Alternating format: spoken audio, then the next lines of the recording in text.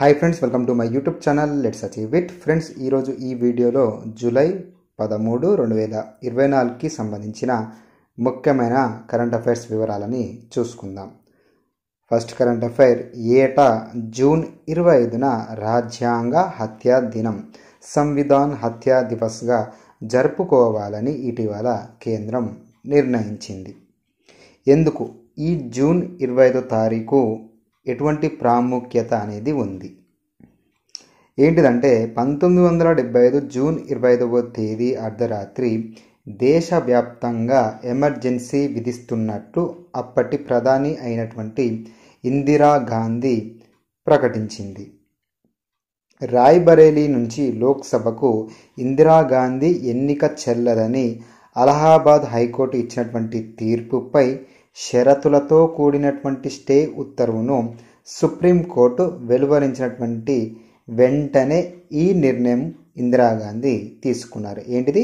ఈ ఎమర్జెన్సీ విధించేటువంటి నిర్ణయాన్ని Indira Gandhi supreme court stay ఇచ్చినటువంటి ఉత్తర్వుని ఇచ్చిన వెంటనే నిర్ణయం అనేది తీసుకుంది. ఆమె పార్లమెంటరీ కార్యకలాపాలకు దూరంగా ఉండాలని సుప్రీంకోర్టు ఆదేశించిన క్రమంలోనే ఈ ఎమర్జెన్సీ ప్రకటన చేశారు. పత్రికా స్వేచ్ఛపై ఆంక్షలకు తోడు పలు రకాల నిర్బంధాలకు దారితీసిన ఈ ఎమర్జెన్సీని ముగిస్తూ ఎన్నికలు నిర్వహించబోతున్నట్లు 1977లో జనవరి 18న ఇందిరాగాంధీ ప్రకటించారు. మార్చి 16 నుంచి మార్చి 20 వరకు ఈ 1977వ సంవత్సరంలో ఎన్నికలను నిర్వహించి 1977 మార్చి 21న ఇందిరాగాంధీ ఎమర్జెన్సీని ఎత్తివేశారు. సో ఇందిరాగాంధీ ప్రకటించినటువంటి ఈ జూన్ 25వ తేదీన ఎమర్జెన్సీ దినోత్సవాన్ని ఏటా కూడా జూన్ 25న రాజ్యాంగ హత్యా దినం, సంవిధాన్ హత్యా దివస్గా జరుపుకోవాలని ఇటీవల కేంద్రం నిర్ణయించింది. నెక్స్ట్ కరెంట్ అఫైర్, సరిహద్దుల్లోనే వలసదారులను అడ్డుకొని తిరిగి పంపించేందుకు ప్రవేశపెట్టినటువంటి ఒక బిల్లుకు ఇటీవల ఫిన్లాండ్ దేశం ఆమోదం తెలిపింది. రష్యా నుంచి ఎక్కువ అవుతున్నటువంటి వలసలను అడ్డుకునేందుకు ఈ బిల్లును ఫిన్లాండ్ తీసుకువచ్చింది. ఈ చట్టం ఏడాది పాటు అమల్లో ఉంటుందని ఈ సందర్భంగా ఫిన్లాండ్ తెలిపింది. నెక్స్ట్ కరెంట్ అఫైర్, బిమ్స్టెక్ విదేశాంగ మంత్రుల సదస్సు ఇటీవల భారత్లోని ఢిల్లీలో జూలై 11, 2024న జరిగింది. భారత విదేశీ వ్యవహారాల మంత్రి ఎవరంటే ప్రస్తుతం ఎస్ జైశంకర్. ఇక్కడ బిమ్స్టెక్ అంటే ఏంటిదంటే bay of Bengal initiative for multi sectoral technical and economic cooperation. So ఈ బిమ్స్టెక్లో 7 సభ్య దేశాలు ఉంటాయి. అంటే బిమ్స్టెక్ అనేది 7 దేశాలతో కూడినటువంటి ఒక కూటమి. ఆ దేశాలు ఏంటివంటే భారత్, శ్రీలంక, బంగ్లాదేశ్, మయన్మార్, థాయిలాండ్, నేపాల్, అదేవిధంగా భూటాన్. నెక్స్ట్ కరెంట్ అఫైర్, కేవలం కాళ్ళతోనే విమానాన్ని నడిపిన తొలి మహిళగా ఇటీవల గిన్నిస్ రికార్డు సృష్టించినటువంటి అమెరికాకి చెందిన జెసికా కాక్స్ చేతులు లేకుండా విమానాన్ని నడిపి ప్రపంచంలోనే లైసెన్సు తీసుకున్నటువంటి తొలి పైలట్గా కూడా వీరు నిలిచారు. ఈమెపై తీసినటువంటి డాక్యుమెంటరీ ఏంటిదంటే right footed. Next current affair, విఫలమైనటువంటి హైపర్బోలా 1 రాకెట్ ప్రయోగం. చైనాకు చెందినటువంటి ఐస్పేస్ సంస్థ ప్రపంచ వాతావరణం, భూకంపాలను అంచనా వేసేందుకు గాను ప్రయోగించినటువంటి ఈ హైపర్బోలా 1 రాకెట్ అనేది ఇటీవల విఫలం అయ్యింది. చైనాలోని గోబీ ఎడారిలో జిక్వోన్ ఉపగ్రహ ప్రయోగ కేంద్రంలో ఈ రాకెట్ను ఇటీవల చైనా సంస్థ అయినటువంటి ఐస్పేస్ సంస్థ ప్రయోగించింది. నెక్స్ట్ కరెంట్ అఫైర్, దక్షిణాసియాలో ఏటా దాదాపు 6500 మంది కౌమార బాలికలు ప్రసవ సమయంలో మరణిస్తున్నారని ఇటీవల యునిసెఫ్, WHO, UNFPA సంయుక్త నివేదిక ఒకటి పేర్కొంది. వీరిలో చాలా వరకు మైనర్లు ఉన్నారని కూడా ఈ నివేదిక తెలిపింది. దక్షిణ ఆసియాలో 29 కోట్ల మంది బాల వధువులు ఉన్నారని, ఇది ప్రపంచంలోనే ఉన్న వారిలో దాదాపు సగం అని కూడా ఈ నివేదిక తెలిపింది.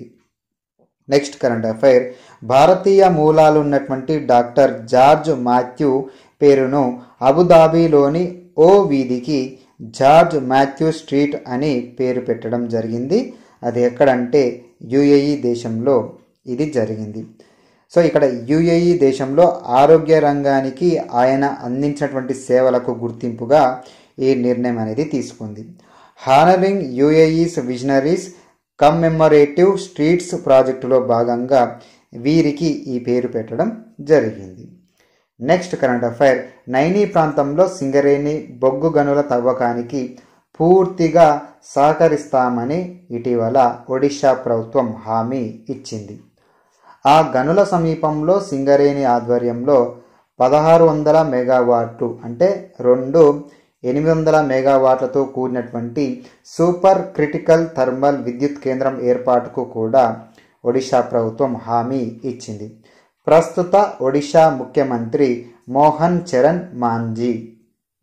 నెక్స్ట్ కరెంట్ అఫైర్, తొలి భారతీయ మహిళా ఈటీఓ ఎలక్ట్రో టెక్నికల్ ఆఫీసర్గా ఇటీవల మహారాష్ట్రకు చెందినటువంటి రొమితా బుందేలా నిలిచారు. ఇక్కడ ఈటీఓ యొక్క బాధ్యత ఏంటిదంటే ఓడలో ఎలక్ట్రానిక్ పరికరాలు, పవర్ మేనేజ్మెంట్ సిస్టమ్, కమ్యూనికేషన్ వ్యవస్థ పనితీరు, డెక్ మీద సేఫ్టీ, లైటింగ్, అదేవిధంగా రిఫ్రిజిరేషన్ పరికరాల యొక్క పనితీరు వీరు గమనించుకోవడం అనేది జరుగుతుంది. సో ఇవన్నీ కూడా ఇక్కడ ఎలక్ట్రో టెక్నికల్ ఆఫీసర్ యొక్క బాధ్యత. నెక్స్ట్ కరెంట్ అఫైర్, ప్రపంచ వలసలు 2024 నివేదిక ప్రకారం 2020 నాటికి వివిధ దేశాల నుంచి సుమారు 28 కోట్ల మంది ఇతర దేశాలకు వలస వెళ్లారని ఇటీవల ఐక్యరాజ్య సమితి తెలిపింది. నెక్స్ట్ కరెంట్ అఫైర్, 2023లో ప్రపంచవ్యాప్తంగా 39 దేశాల్లో 283 సార్లు అంతర్జాలాన్ని ఇంటర్నెట్ని స్తంభింపజేశారని ఇటీవల కీప్ ఇట్ ఆన్ కోయలిషన్ నివేదిక తెలిపింది. అదేవిధంగా ఇతర వివరాలు చూసుకున్నట్లయితే 2023లో దేశీయంగా ఆయా ప్రాంతాల్లో 116 సార్లు ఇంటర్నెట్ని స్తంభింపజేశారు. ఇలా అకస్మాత్తుగా ఇంటర్నెట్ని నిలిపివేసే విషయంలో వరుసగా 6వ ఏడాది భారత్ ప్రపంచంలోనే తొలి స్థానంలో నిలిచింది.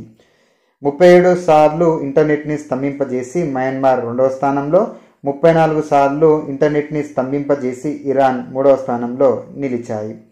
2016 నుంచి ప్రపంచవ్యాప్తంగా 1458 సార్లు ఇంటర్నెట్ని నిలిపివేశారు. సో ఇక్కడ వీటిలో అంటే ఈ 1458 సార్ల ఇంటర్నెట్ని స్తంభింపజేసినటువంటి సందర్భంలో 773 సార్లు భారత్లోనే చోటు చేసుకుందని కూడా ఈ నివేదిక తెలిపింది.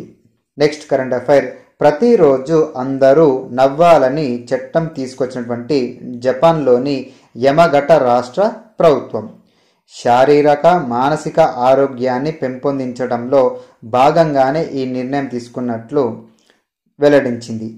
ప్రతి నెల కూడా 8వ తేదీని ప్రత్యేకంగా హాస్యంతో ఆరోగ్యం కోసం కేటాయించాలని పలు కంపెనీలకు ఈ సందర్భంగా తెలిపింది.